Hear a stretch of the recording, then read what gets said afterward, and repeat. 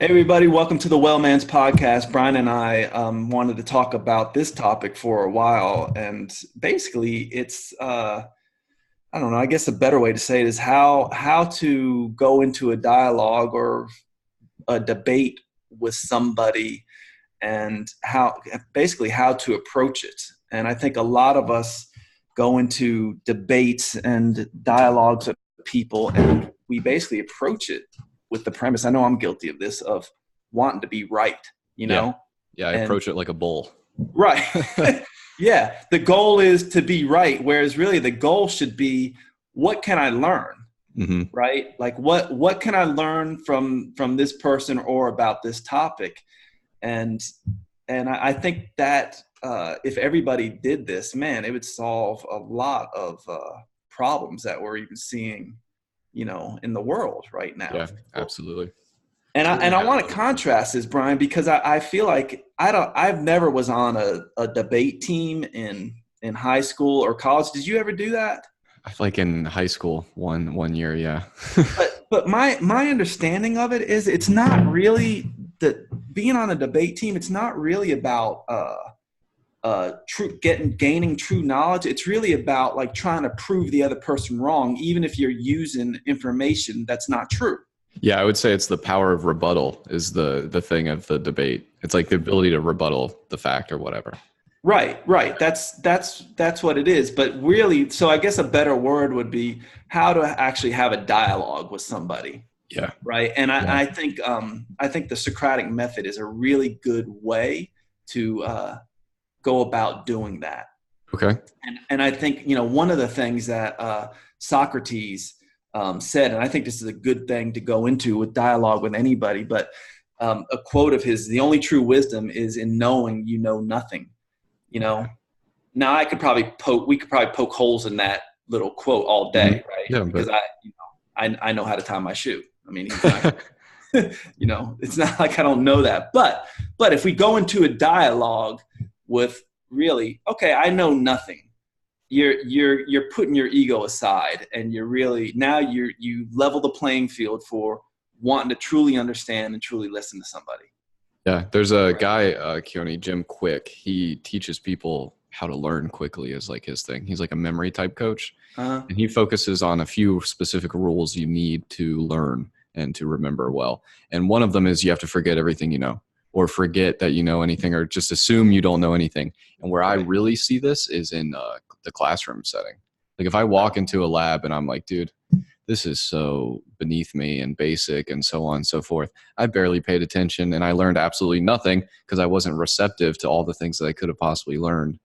I Right. just think that goes for we have that same. I definitely have that when I talk to people. Right. There's nothing that this person could tell me, or so on and so forth, without forgetting, or with you don't know what you don't know. Yeah, you don't know what you don't know, and whether you're going into something that you think is boring or a topic that you think you already know, you need to come to it that you can always learn something, Right? Yeah, you know? and you're not gonna if you're not receptive. That's what I've seen. Right. And actually, if you go into some situation like that, it's going to be more enjoyable for you instead of just being like, hmm "Oh, I'm not going to learn anything," have a negative attitude about it. Yeah.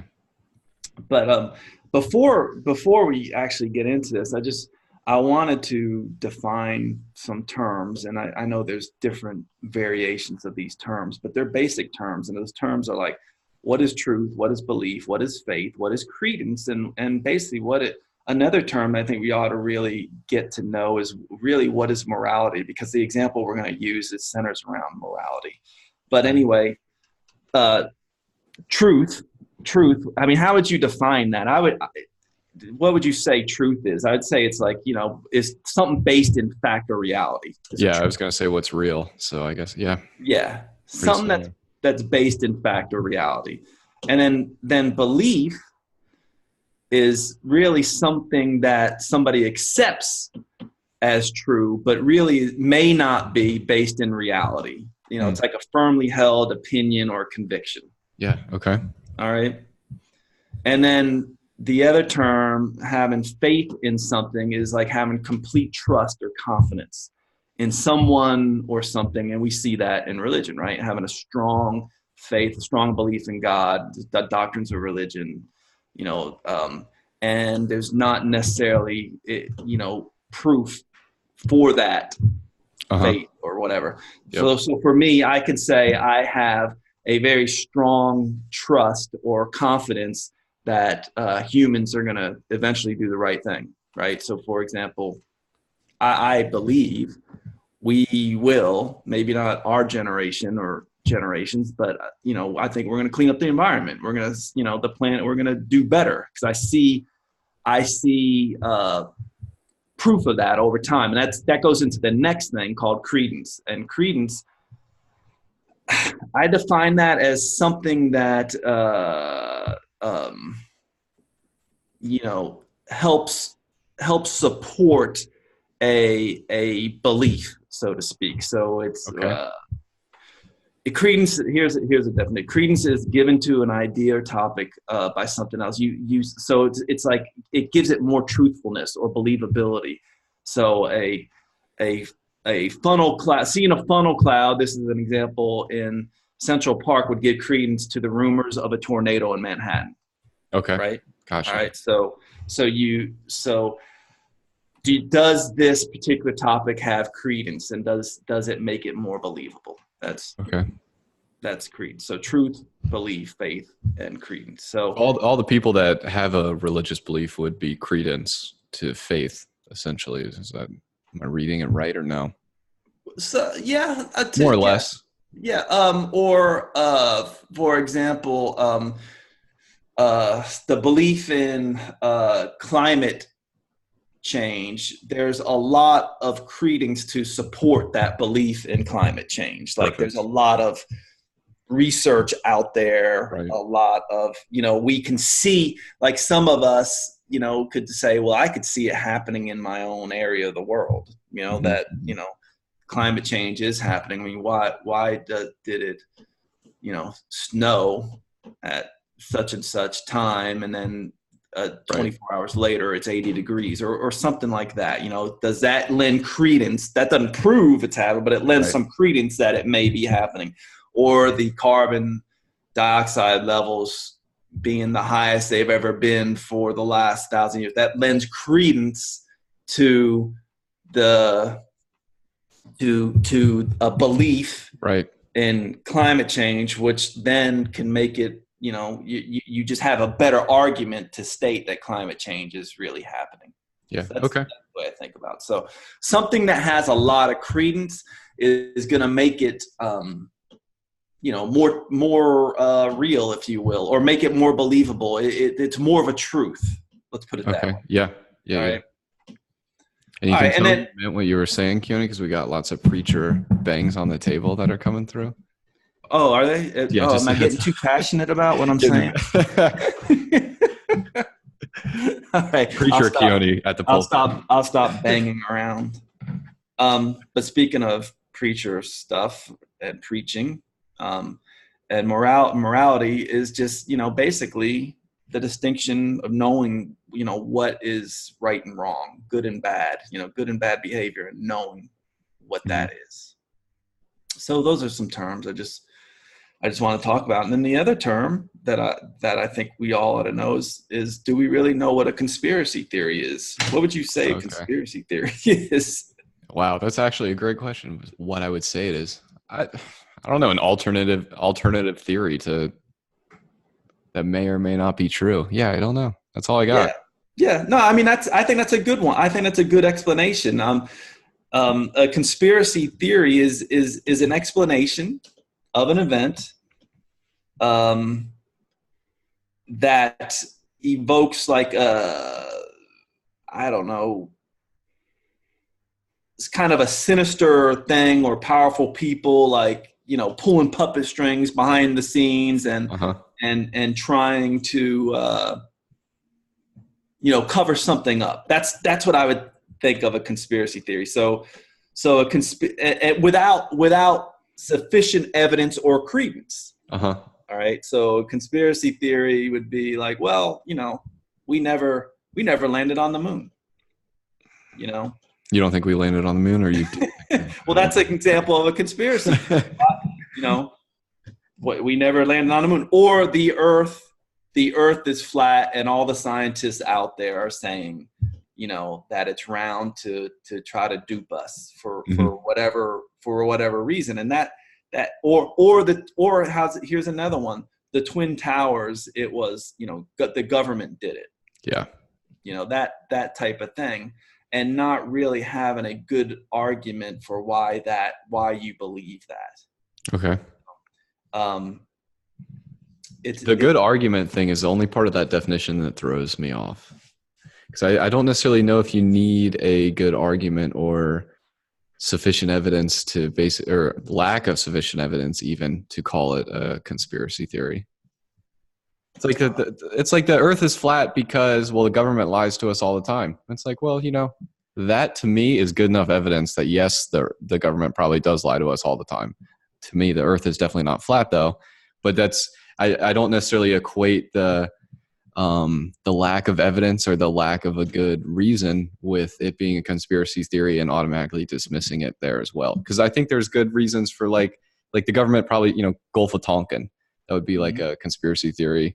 People may or may not be, that was proven to actually happen, right. That people may or may not know about. But that's, so then, you know, once they do that, it is decent evidence that they could do something like that again.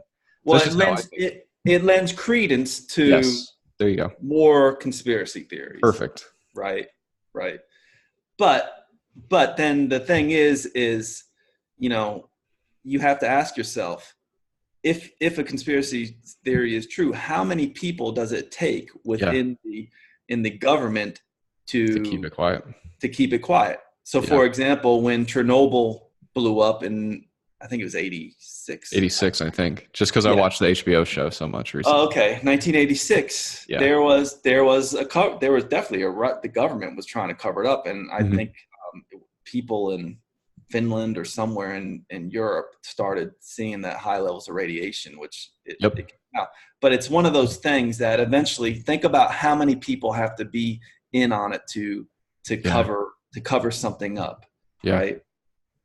So you know, a conspiracy theory usually is a shady explanation. Let's put it that way. Yeah. Now, can it be true? Absolutely. Sometimes it's true. Like you talk about the Gulf of Tonkin thing that happened. But I think I got a little distracted by the sexiness of conspiracy theories. Yeah. But anyway, that it has this pejorative connotation, conspiracy, right? And over time, and for the most part, in general, not always, but in general, it can be harmful to basically believe that. So let's think about, you know, the vaccination thing, which we're going to have somebody come on talk about vaccinations. You know, is it more harmful, and what does the evidence say to not get vaccinated as opposed to being vaccinated? Right. You know what?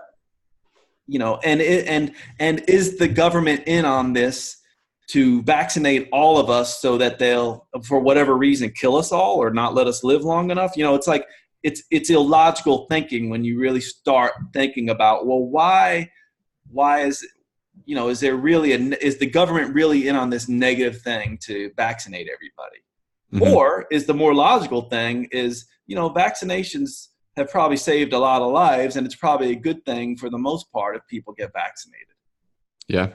So what's the most common sense explanation? Yeah.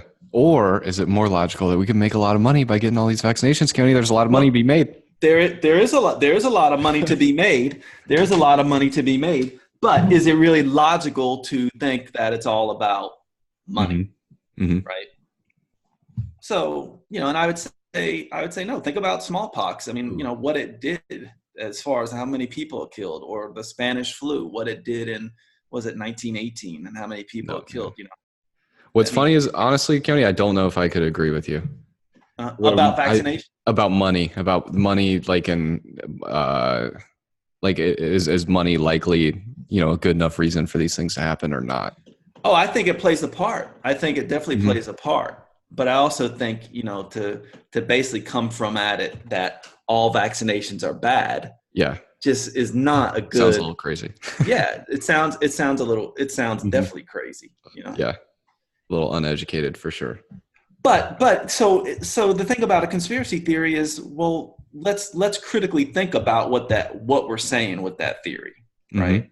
So Hmm. for example, the earth is flat. Well, I know the earth is flat because when I look out at the ocean, I all I see is it straight out there. I don't see the earth curving, you know. Hmm. So that's not real critical thinking about it. And you Yep. know, when you critically think about it, why on the horizon, you know, do you see the earth is flat, but what is actually happening?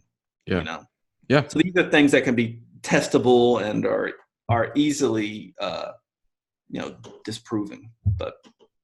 But I but again, it's think about, it has to be common sense, and think about the logic and go through the logic of what you're actually believing. Hmm. And therefore, if you can go through that logic using like a Socratic dialogue or Socratic thinking, you usually are better. You're more likely to come to a better understanding about what is actually happening. Yeah. So anyway, um, So uh, in the Socratic line of thinking, the words that we use, the credence, truth, belief. Well, no, credence, faith. I tried to write them all down so I had them. Truth, faith, credence, and whichever ones else I'm missing. Were those like the central words that whoever came up with this theory of the Socratic dialogue? Is it circled around those words or not necessarily? well, not necessarily, but I bring up those. I brought up those words because I think people really need to know the difference between what is truth, what is belief, what is faith, Gotcha. what is credence. Like, and knowing that and understanding those terms can really get to a better understanding of what is more likely to be fact and what is more likely to be fiction. Um, Okay. you know, Gotcha. that type of thing. Okay. So understanding that, because I think people confuse the terms truth and belief or Mhm. truth and faith. Yeah, And I don't think absolutely. a lot of people know what credence means, you know, Hmm. when Yeah. something's credence to something.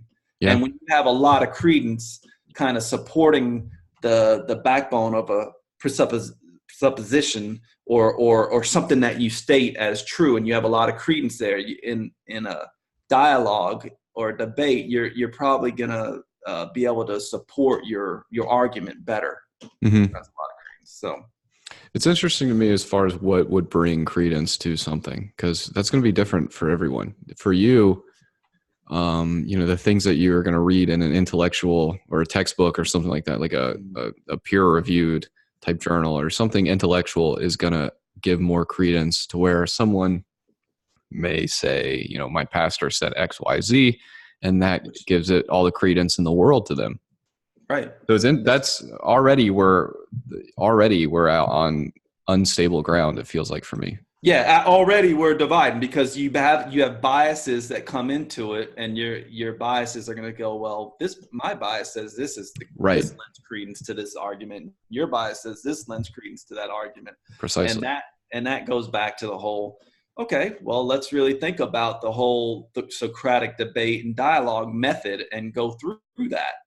And when we're having dialogue, go through it and go and each party that's going to be discussing this particular topic, be open and go back to that whole thing. Look, I'm here to learn something, and I'm not here to defend my ego. I'm just here to learn something. And like Socrates said, the only true wisdom is in knowing that you know nothing. But going into that dialogue, saying, okay, I really want to learn what this person is saying, and then from there go through a dialogue in such a way that keeps that understanding there, because now you're going to be more likely to be engaged in dialogue without being like, oh, fuck you, you're wrong, or Hmm.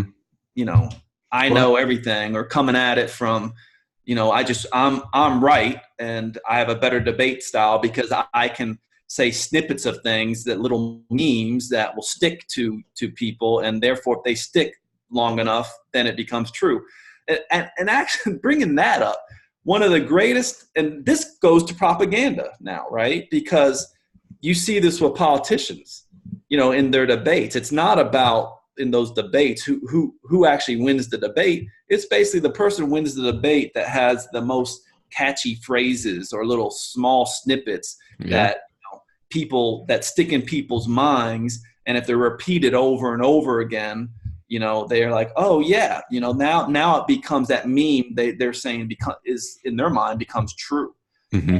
One of the most notorious persons who knew this was Joseph Goebbels, who was the minister of propaganda for Nazi Germany, and he basically said that this is a quote. This is a quote from him: "The most brilliant propagandist technique will yield no success unless one fundamental principle is born and in mind constantly. It must confine itself to a few points and repeat them over and over again."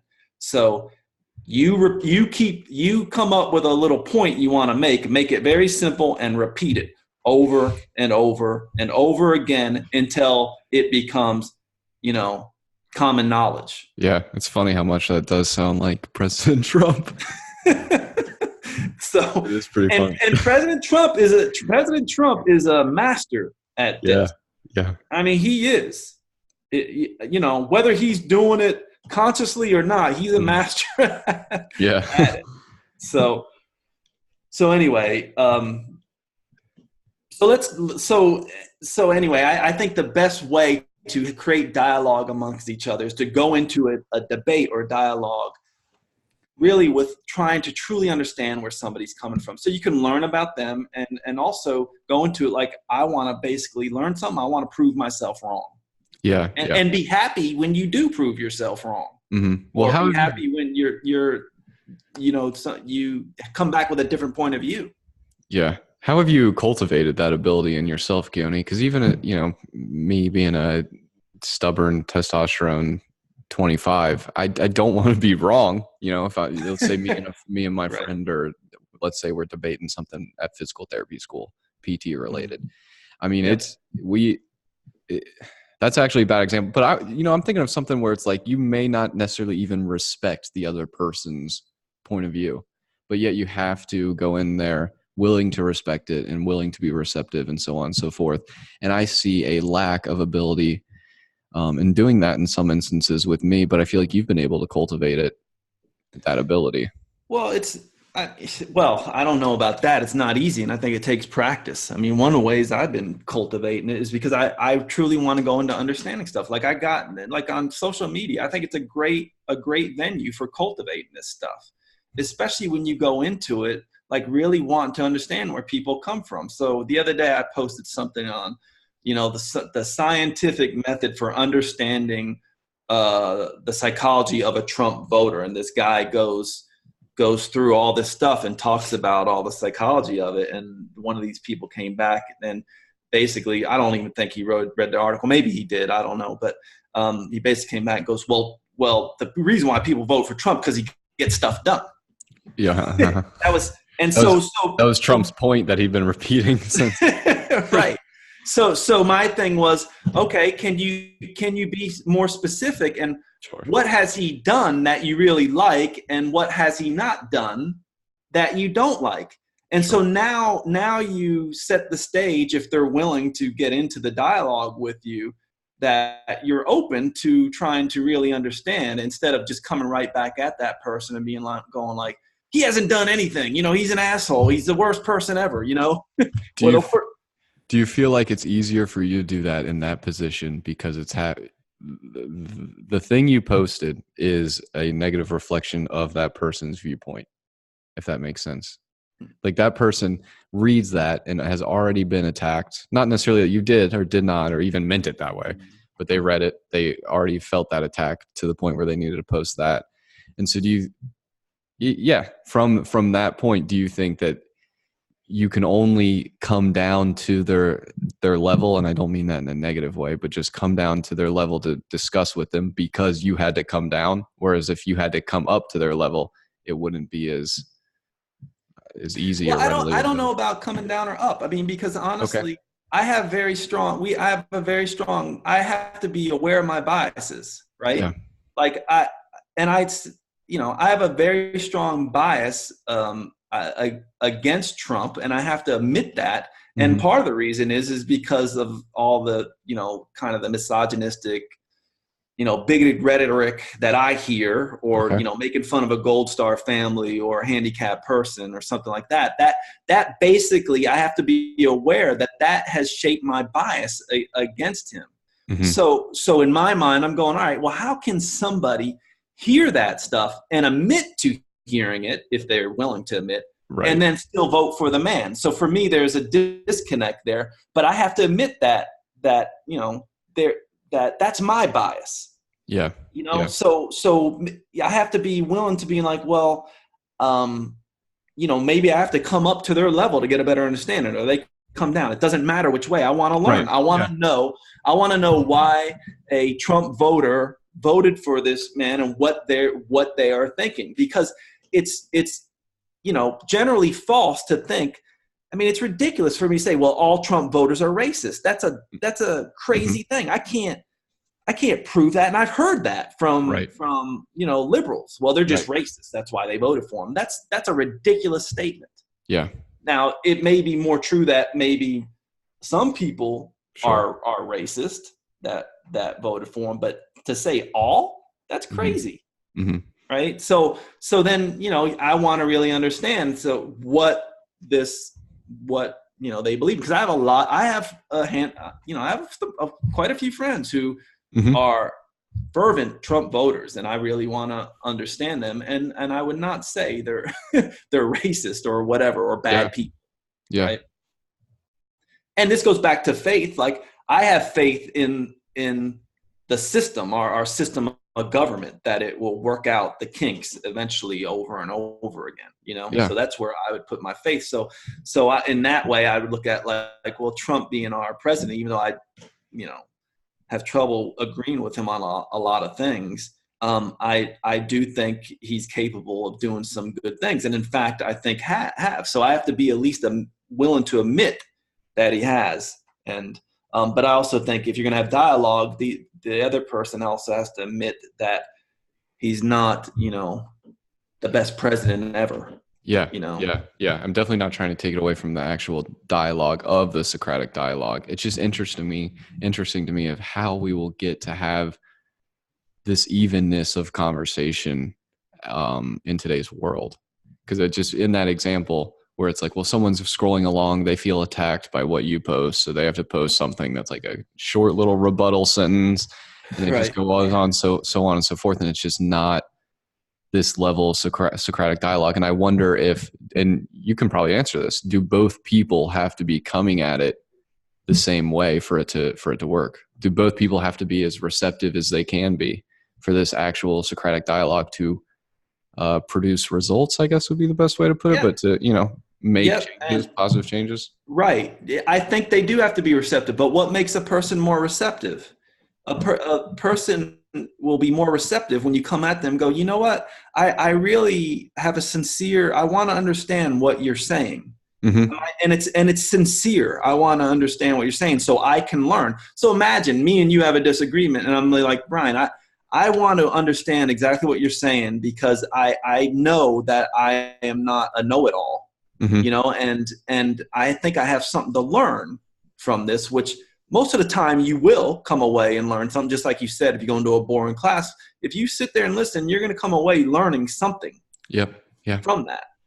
So if somebody comes at it like very belligerent at you, and then you quell the situation, being like, wait, I posted that. I'm not saying I necessarily agree with it, but what are your reasons for voting for that person, and be for President Trump? And I really want to understand, because all I see are these memes, whether you're left or right wing, and none of it really gives me a good understanding. Tell me exactly what he has done that you think is really good for the benefit of the country, and then at least maybe even identify the common ground, right? Because Right. most Trump voters, or most religious people, that have a different point of view, ultimately, if you really ask them, it comes down to, I just want to, you know, I just want to have a better life for my family. And then if they're really open, they'll most people say, I want I want the planet to be better. Yeah. Certainly. They just have a different way of going about it, Certainly. right? Than Yeah. you do. Yeah. Speaking of the reaching the common ground, so you do from that, you do think that both of them need to be receptive and kind of be on a similar level to make it work.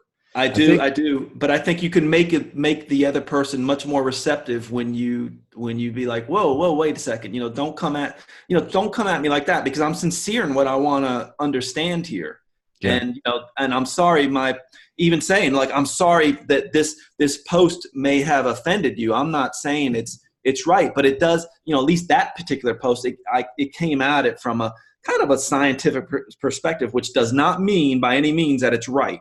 Okay. yeah, And they even admit that, mm-hmm, but it came at it from an analysis that, you know, kind of got rid of some bias, but doesn't yeah, mean that it's exactly right. Can't try to be more objective in its viewpoint. yeah, Right. yeah, And made some admissions like, all Trump voters, in fact, it's probably a small minority, but all of them, they're definitely not all racist. That's just a ridiculous thing that, we may hear coming from the left. yeah, And if yeah, you're going to say that to somebody, now how far along is that dialogue going to go? Oh, you just voted for him because you're racist. right, You right. start coming at somebody like that, and they'll be like, with the end of conversation. Yeah, yeah, You know? absolutely. And I think it's just important to make sure you're not doing that because I could find myself coming at people in situations like that where it's like, oh, dude, you think the biceps is a prime mover of this workout? Da, da, da, da. You're crazy. This is this. Right. Versus just being more willing and open to hearing it. I do Right. think this is reminding me a lot of there's a guy I watch occasionally on YouTube. He has this one specific show that I watch called Change My Mind. Mm-hmm. And he's like a Republican pundit. The guy definitely do Right. not agree with most of his beliefs at all. Right. But Right. but Right. he has this running show where it's called Change My Mind. He'll go to a campus and he'll put something something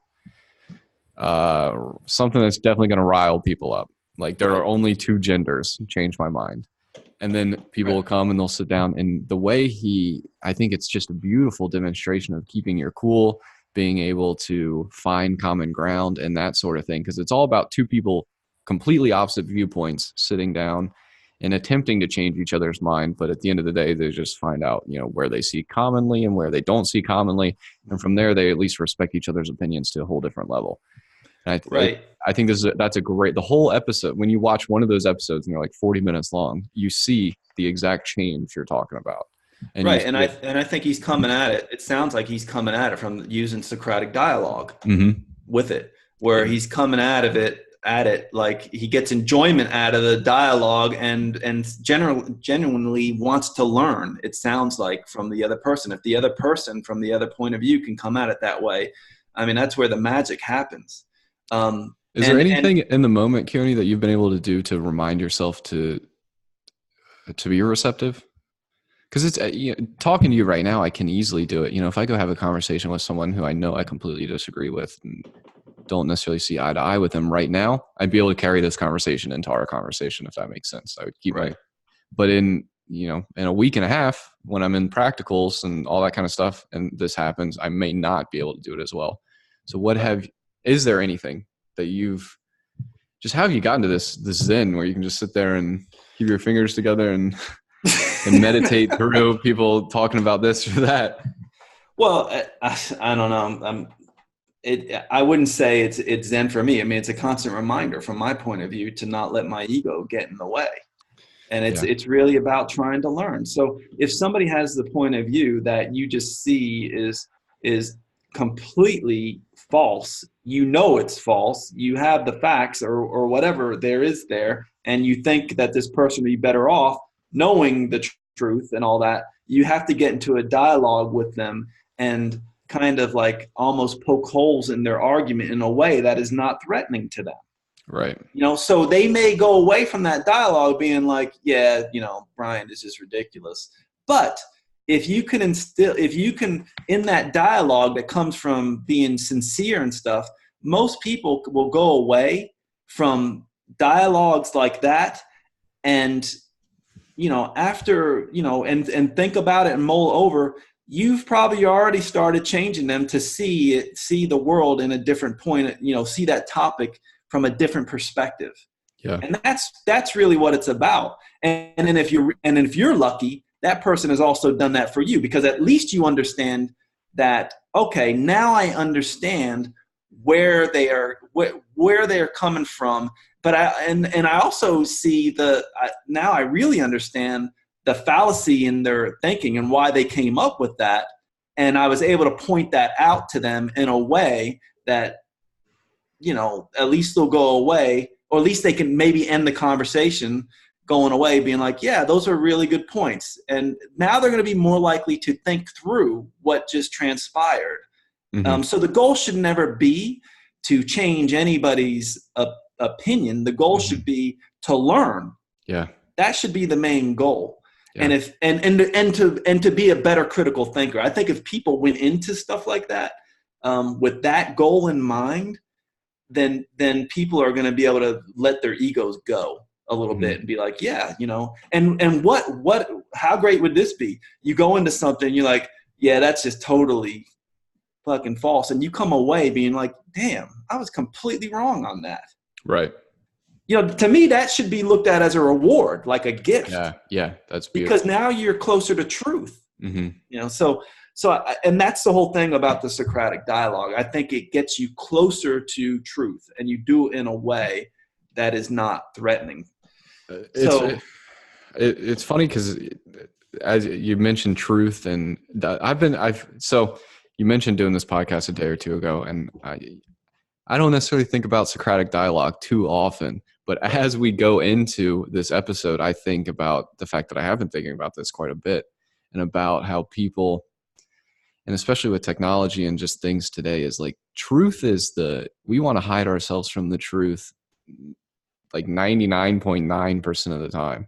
And even I'm guilty of it. And I mean it in the ways of like your phone distracting you in the simplest forms of like, I could waste a whole day watching YouTube videos on my phone and not realize how much has slipped away, or that the truth that I haven't done this or that in my life and I spent all day on my phone, or the truth of I could have done X, Y, and Z and I just sat here and wasted time doing this or that. Just all these little truths that we don't want to listen to, the truth of the student debt crisis, the truth of global warming or this or that.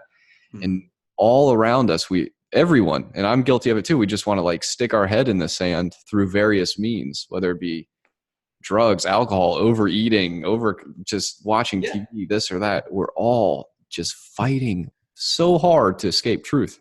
And people on social media are fighting so hard to get you to like their truth. Yeah. Or their whatever they say. Like a lot of social media is a lot of manipulation. Like we saw this with the last election, right? Like Russia went in there and basically manipulated social media, and it looks like helped Donald Trump get elected. So messed with our system. And it's not just that. So for example, I'll give an example of what I did. So the other day I posted and I knew better than this, but I did it just last week. I knew better than this. So I posted something in Dubai, a picture of trees burning alongside the road and the thought was, look what climate change is doing. And I'm like, yeah, see, look what climate change is doing. And when I'm thinking about it, there's no freaking way trees are just going to start on fire because it's so hot outside. That's not going to happen. But dummy me posted that, and then after I realized, I went back being like, that was ridiculous. That was just, and then sure enough, that was a completely manipulated post and thing. Right. It's not true at all. Right. So I'm guilty of this stuff too, and I have to keep my biases in check on this stuff. Yeah. It's confusing these days. That's one, like, it's just, how do we do this in today's day and age? Because it is confusing. Well, so it's about critical thinking. It's about really sitting back and critically thinking and being like, okay, this is my bias. Okay, this is my bias. So I believe climate change has definitely happened. There's a lot of credence there. There's a lot of evidence to support it. But can I at least admit that maybe it's not as bad as people are saying? Or is there any example of where I can be completely wrong? That type of thing. Yeah. Go into it like that. But let's do an example of this, because this is going to end up being a long podcast with this dialogue. But let's do an example of this, and we can just discuss it. All right. And this comes from this is an example of Socratic dialogue. It's between a preacher and Socrates, so to speak. All right. And this. This is not an attack on faith or anything like that, and it's not an argument in favor of atheism at all. Also, okay, I can at least admit that it's and the author of this basically says it's basically a plea for using critical thinking and common sense and sharing common ground when speaking about a particular topic, and that topic is morality. And I've been in similar situations talking about morality with evangelical Mm-hmm. Christians, and it's been a similar Yeah. dialogue if both people are willing to listen. And it doesn't mean one change the other or anything like that, but it's like, if you have a statement, can you go through there and think about it logically and at least think of examples of where that statement may or may not be true? And then if you do that, you're going to go away with learning something different. So This sounds like something you told me to read a long, long time ago, Keoni. I know you love this book, Byron Katie. yeah, Is it The Work? Or no, Loving What Is. It's loving what The is. Work Yeah. is what she calls it. But what you just mentioned, those questions, so she kind of asks herself, is this true? If it is true, like what's the outcome of it being true? And she has like 4 central questions. That's a great point. That is kind of like Socratic dialogue, Yeah. actually, and critically thinking through it. All right, so let's go through this dialogue as quickly as we can. Do you want to be the preacher, or you want to be You're Socrates? pounding. I'm Socrates. You're the preacher. Okay. All right, so I'm the preacher. All right, so we're going to start. So as the preacher, we'll just read it through, and if we have any points after each thing, we can talk about it. We'll take you through this, but this may last a little while. Okay, so here it is. So as a preacher, I say, an atheist cannot be a moral person.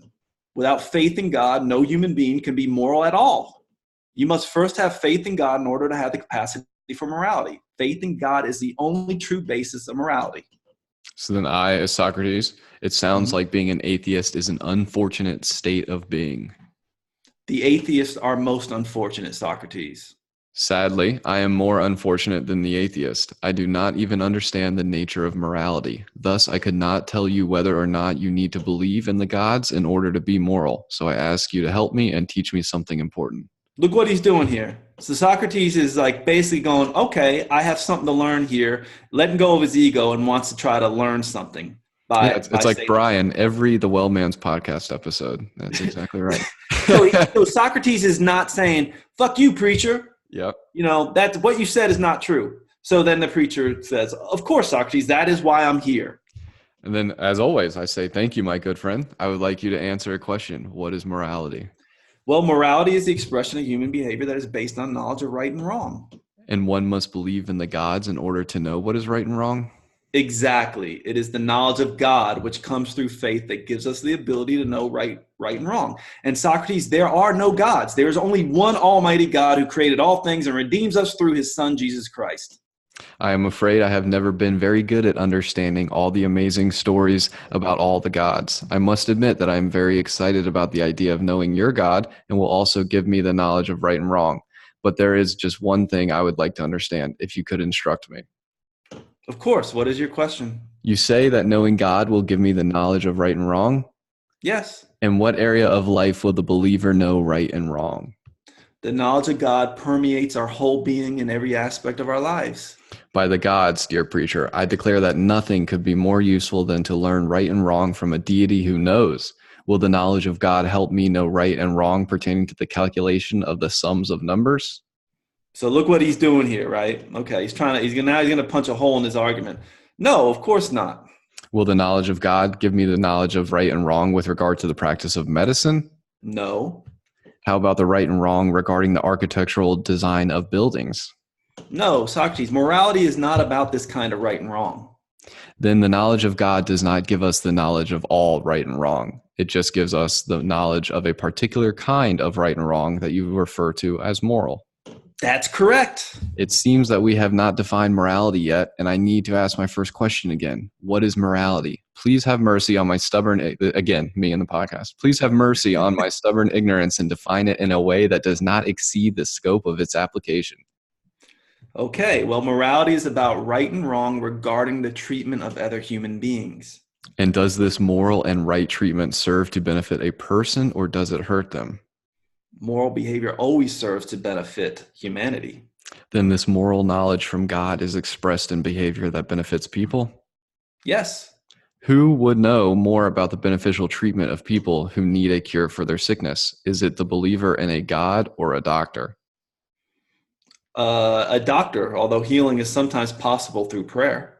And when a doctor believes in such a way as to bring much needed healing to another human being through the secular science of medicine, would you consider this act of healing to be moral or immoral act? There's nothing immoral about it. But does the doctor learn how to treat sickness from believing in God or from medical school? Of course, it's medical school. Did you not say that moral knowledge comes from the knowledge of God and that people who do not know or have faith in God cannot be moral? Well, yes. Then, to the extent that beneficial behavior leads to healing through the knowledge of the secular science of medicine and not through the faith of God, can it be moral? Based on what I said, I guess I'd have to say no. However, this does not seem to be a proper outcome to my statements. So again, so the preacher is now seeing that, okay, maybe his first statement that he said at the beginning is not absolutely true. Yep. First, you said that morality was the knowledge of right and wrong, which comes from believing in God. But we found that this moral knowledge of God does not cover all right and wrong. Then you said that morality is right behavior that benefits people. Now we find that not all right and beneficial behavior needs a faith in God in order to be either right or beneficial to people. It seems that we have failed to properly define the faith-based morality and that we still have not correctly described the scope of its application to human life. Okay, that seems to be true. Perhaps if you give me one more example where morality is fulfilled to the benefit of another person through knowledge gained from religious faith, then I will be able to understand your concept of morality. Okay, Jesus said that the most important laws were to love God and to love your neighbor as yourself. Jesus taught that on this love, all of the law and prophets depended. This means that love is the fulfillment of all law and morality. Anytime a Christian who has faith in Jesus and desires to fulfill his teachings loves or helps her neighbor as Jesus taught, then she is being moral. Even if that Christian is a doctor and helps her neighbor through her secular knowledge of the science of medicine, perhaps you should give me an example of how morality is fulfilled in a way that comes from belief in God. A Christian who has faith in Jesus' teachings about loving his neighbor as himself and expresses that faith by helping his neighbor fix his car is a good example. You see a difference between just wanting to be moral and through action being moral? Absolutely. And who is actually moral? Is it the person who wants to help his neighbor because he believes it is right and yet does not help? Or is it the one who wants to help his neighbor and actually does it? It is the one who loves his neighbor with real deeds that is the moral person. The one who does the real deeds. Now, can a Christian help his neighbor by fixing his car if he does not know anything about cars? No. Does a person learn about cars from believing in God or studying auto mechanics? Of course, by studying auto mechanics. Is auto mechanics a religious knowledge that is gained through the belief in God, or is it a secular knowledge that is available to any human being? Auto mechanics is a secular knowledge, of course. If, as you said, being moral is in the deed, then it is true that the Christian can only fulfill morality through actual deeds in this example by having secular knowledge about cars. That appears to be true. Yes, you can't fix a car without that knowledge. Then could we say that when morality is fulfilled because religious people actually behave in moral ways, this behavior is possible because of secular knowledge and not because of their faith in God? Based on what we have just said, that seems to be true, but we must have missed something. I know what I missed. I missed getting the example I requested. What do you mean? I did not ask for an example in which secular knowledge could fulfill morality. Such examples only show that an atheist could in fact be moral. Instead, I asked for an example in which religious knowledge that is gained from faith in God fulfills morality by empowering people to carry out moral deeds. Can you give me one example? I guess we could say that a person who helps his paralyzed neighbor by changing his living room light bulb is an example. In this case, it is the religious desire to bless the neighbor that fulfills morality. And if the Christian does not know how to change a light bulb? You got to be kidding me. Not at all. Nobody is born knowing how to change a light bulb. We learn it. Did we learn it from divine revelation received through our faith in God or through reading in the Bible? Or is this another example of secular knowledge that we learn from our experience in the world? Okay, it's an example of secular knowledge. So, if the Christian does not know how to change a light bulb, isn't it true that the Christian cannot fulfill his desire to be moral and help his neighbor? Yes. In this case, is it faith in gods or simple secular knowledge that leads to the fulfillment of morality? Again, it's secular knowledge. In order for me to understand how faith in God is the basis of morality, all I need is one example where the knowledge gained by faith and not secular knowledge leads to the fulfillment of morality. I think that is going to be difficult. You say the atheist cannot be moral, yet if we continue to fail in our search to find even one example in which religious faith is able to actually fulfill morality in the absence of secular knowledge, then I must say that it is not the atheists but religious people who rely on faith without regard to knowledge that are morally disadvantaged. But religious people do have secular knowledge. Yes, they do. And does it not seem to you that every example of moral behavior we can come up with involves some secular knowledge that is necessary to perform that behavior? I must admit that seems to be true. Since we have seen it in secular knowledge that fulfills morality by empowering and carrying out moral deeds, isn't it true that religious people are capable of fulfilling morality only to the extent that they possess the secular knowledge that they share in common with atheists? It appears so. Then to the extent that a Christian is lacking in secular knowledge, are they not also lacking in the capacity to be moral? Only to the extent that they cannot fulfill their moral desires. You think of one example in which a Christian can act morally without a secular knowledge whatsoever. No, not really. Then it is true that it is not faith in God, but secular knowledge which gives us our ability to carry out moral acts and thus actually be moral. I will grant that our conversation makes it seem so. However, it does not seem right to me. Can you imagine if our political debates ended there? What would you say? What would we say of a person who knew that was morally right, yet was incapable of acting in accordance with his knowledge by behaving morally? Such a person would be morally bankrupt. To the extent that religious persons also need secular knowledge to carry out moral actions, should we not also say that religious faith in the absence of knowledge is morally bankrupt? It seems so. In light of this, perhaps we should acknowledge that atheists indeed have something of what it takes to be moral. Yet, without knowledge of what is right and the desire to do it, which I still say comes from religious faith, the atheist cannot be moral.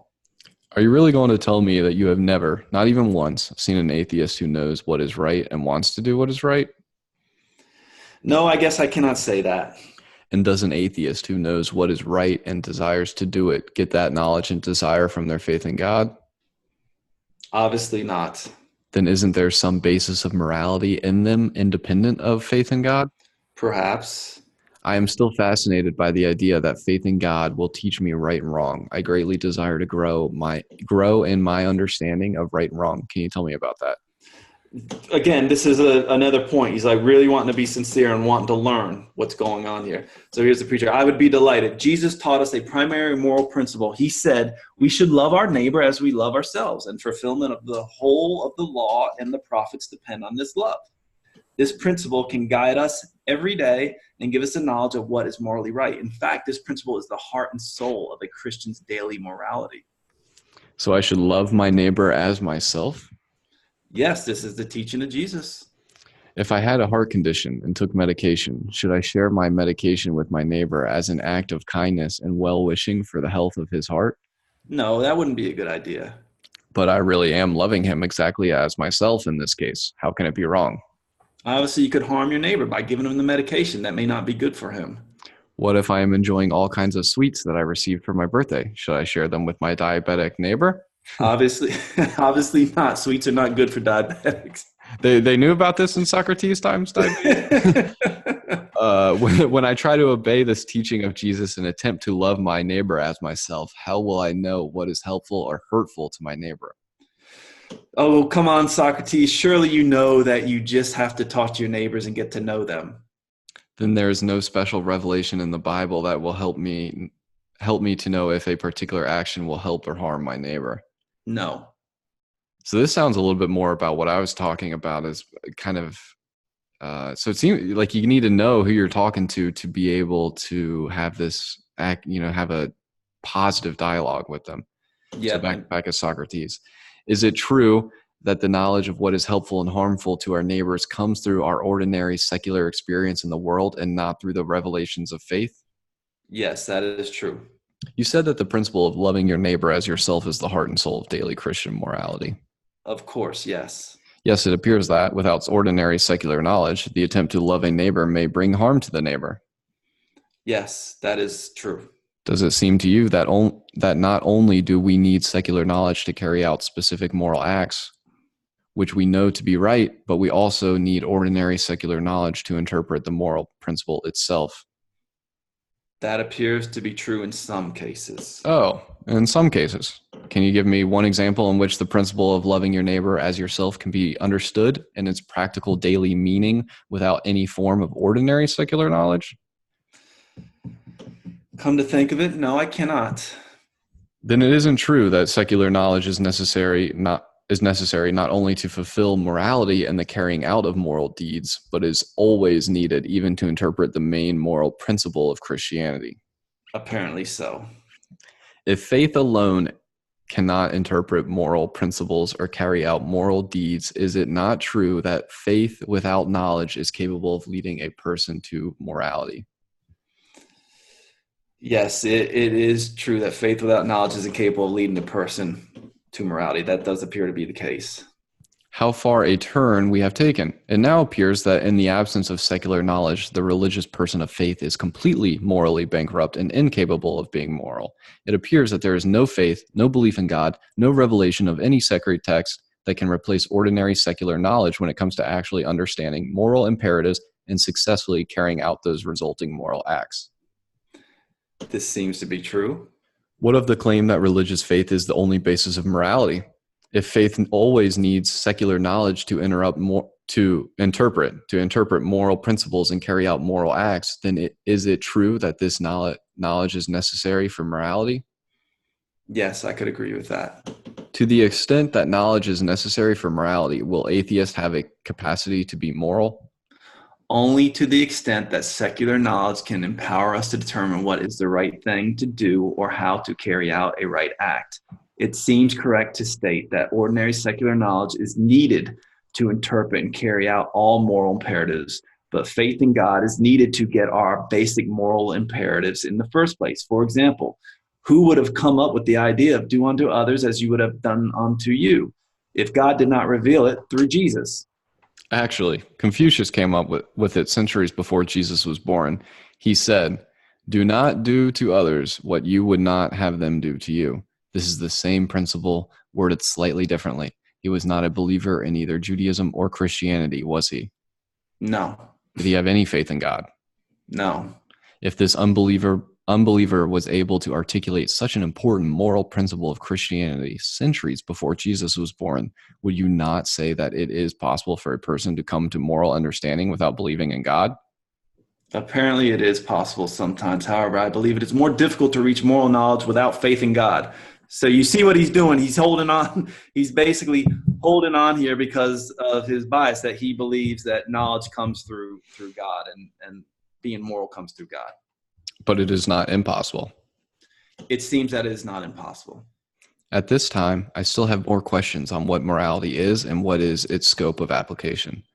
This talk with you has also raised some questions for me on the nature of God as a moral authority. For example, does God command something because it is right, or is it right because he commands it? And if God commands something because it is right, then is it the righteousness of the thing in question that contains the moral authority and not the God who commands it? For those who command or do something because it is right are not appealing to their own authority, but submitting themselves to the authority of the righteousness of that which they value. Unfortunately, I have more questions than answers. It is my plight in life. And the preacher says, perhaps we can pursue more questions about morality on another day. I look forward to it. So I think that's a fairly good example of going through, I know that was pretty long, but going through things and having a dialogue and both people coming away and learning something from it. Yeah, it sounds like our conversation. Yeah, it sounds like our conversation before we started reading. where we're just kind of batting on back and forth, asking more and more about how the person got to that belief system. Right. And it's not like trying to poke holes in the argument. You could see that Socrates is just going through this by truly trying to understanding. Yeah. And critically thinking through all of that. Anyway, that's by Max Maxwell. It's a modern example of Socratic dialogue. You can find that at socraticmethod.net. That's where we got that from. And you can email Keoni and I for voiceovers, any audiobook readings, or anything like that. Next week we'll read The Crucible. Yeah. Anyway, I hope that was helpful for people out there to understand Socratic dialogue. It's a constant, practice makes progress. So if you had to put a bow on it, Keoni, with Socratic dialogue, just what would you kind of say about it, someone to take home? With that? Yeah, just Socratic dialogue as a whole. I think you hit on it when you first stated it. Say, when you go into something, just be aware of your biases, and that whether you think it's boring or not, or you think the person is below you, you have to get rid of that false thinking, and that you can learn something from somebody's other point of view. Yeah. You can learn something from their point of view, no matter how ridiculous that may initially sound. You can at least understand, whether it's true or not, their line of thinking. Beautiful. Yeah. That's all I've got. Yeah, me too. All right, everybody. We will check in with you next week. We hope you have a great week, and thank you for listening to the Wellman's Podcast. Thank you.